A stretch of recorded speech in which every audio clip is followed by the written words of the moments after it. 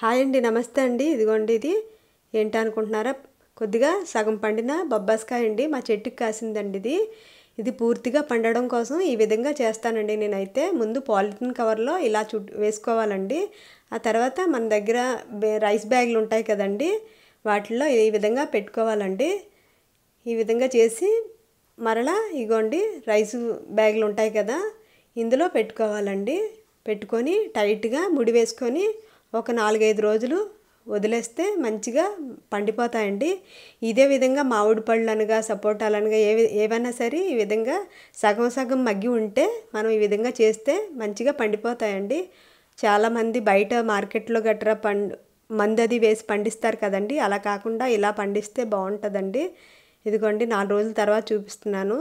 ఇదే విధంగా మనం బయట నుంచి ఎప్పుడైనా కొద్దిగా పచ్చి అరటిపళ్ళు అవి తీసుకొచ్చినా ఈ విధంగా పండిస్తే బాగా పండుతాయండి. ఇగోండి మంచిగా చూడండి, 4 రోజుల తర్వాత చూపిస్తున్నాను. భలే పండిందండి. లైక్ చేయండి, షేర్ చేయండి, సబ్స్క్రైబ్ చేసుకోండి నా ఛానల్ని. బాయ్ అండి. చూడండి.